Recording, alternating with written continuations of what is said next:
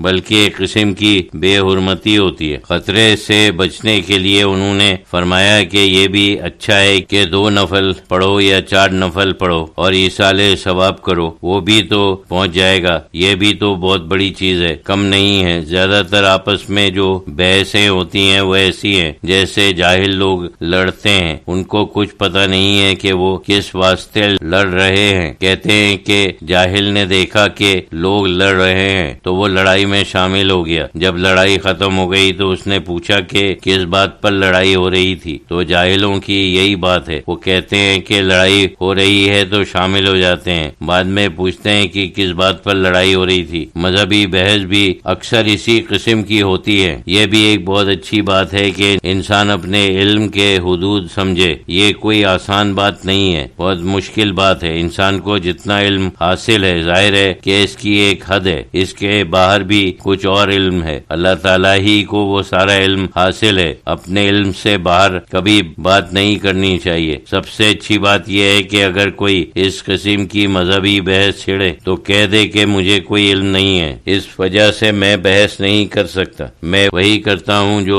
ہمارے بزرگ کرتے تھے، وہ صحیح تھے یا غلط تھے، جیسے بھی تھے۔ اگر بحث ہی کرنا ہے تو تم ان سے رجوع کرو، ان کی کتابیں پڑھو۔ ہم تو انہی کے مسلک کے اوپر ہیں۔ ہمارا مسلک علم کی وجہ سے نہیں ہے کہ ہم نے تحقیق کی، سارے دلائل دیکھے اور پھر یہ راستہ اختیار کیا، ایسا نہیں ہے۔ ہم نے اپنے بزرگوں کا راستہ اختیار کر لیا، ان کی تقلید کی، وہ ہم سے بہت بڑے تھے، ہم ان کے مقلد ہیں، بس کافی ہے۔ جو محققین ہیں وہ بحث کریں، مقلدین کیا بحث کریں۔ بروز اتوار مورخہ 1 اگست 1976 عیسوی حضرت شہید اللہ فریدی رحمۃ اللہ علیہ نے فرمایا کہ جو کچھ میں کہنے والا ہوتا ہوں اکثر یہ ہوتا ہے کہ ان چیزوں ٹیپ ریکارڈر کو دیکھ کر وہ خود بخود خشک ہو جاتا ہے۔ عرض کیا گیا کہ ان کو ہٹا لیں تو حضرت شہید اللہ فریدی رحمۃ اللہ علیہ نے فرمایا خیر رہنے دو۔ اس کے بعد کیپٹن سراج علی صاحب نے کہا کہ آپ نے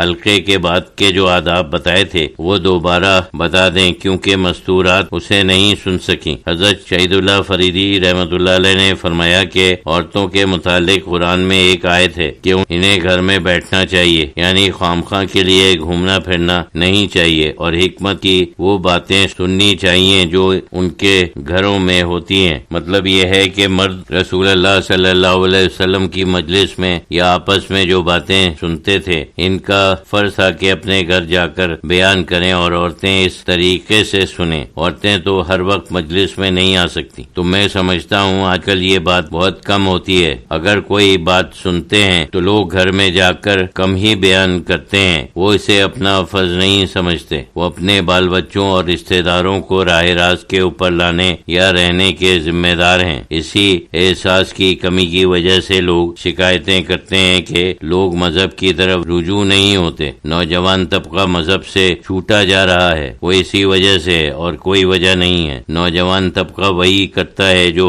بڑے انہیں سکھاتے ہیں، جیسے صاف پتی ہے، جو کچھ اس کے اوپر لکھ دو وہی لکھا جائے گا۔ ان میں جو خرابیاں پیدا ہوتی ہیں وہ ہماری وجہ سے ہیں۔ لوگ اپنی خرابیوں کو نہیں پہچانتے، وہ سمجھتے ہیں کہ نوجوان طبقہ ہم سے دور ہو گیا ہے۔ حقیقت میں کوئی چھپی ہوئی خرابی ان کے اندر تھی جس کی وجہ سے وہ دور ہو گئے۔ ایکسیپشن ہیں لیکن عام طور پر ایسا ہی ہوتا ہے۔ یہ باتیں صرف حلقے کے بعد کی نہیں بلکہ ہر قسم کی عبادت کی بات تھی۔ انسان کے قلب میں 2 کھڑکیاں ہیں یا 2 قوتیں ہیں۔ ایک قوت وہ ہے جو اللہ کی طرف رجوع کرتی ہے، اور دوسری قوت وہ ہے جس کے ذریعے سے وہ دنیا کی طرف رجوع ہوتا ہے۔ جب وہ اللہ کی طرف رجوع کرتا ہے تو اس وقت کی وجہ سے پورا قلب اللہ کی طرف رجوع ہوتا ہے۔ یہ تو نہیں ہے کہ صرف ایک حصہ رجوع ہوتا ہے بلکہ پورا قلب رجوع ہوتا ہے۔ عبادت، ذکر، مراقبے یا تلاوت، کسی بھی عبادت کے خاص انمار اس کی توجہ اور قابلیت کے مطابق پیدا ہوتے ہیں، قلب کے اندر سرایت کر جاتے ہیں۔ یہ ایک بہت ہی اہم اور خاص قسم کا عمل ہے۔ اگر اس کے بعد فوراً دنیا کی طرف رجوع کرے، بلا ضرورت یا فضول گفتگو کرنا شروع کر دے، یا خامخواہ کے لیے کوئی ایسا عمل شروع کر دے جس کی کوئی اہم ضرورت نہیں ہے، تو یہ انوار منتشر ہو جاتے ہیں۔ قلب میں ایک قسم کا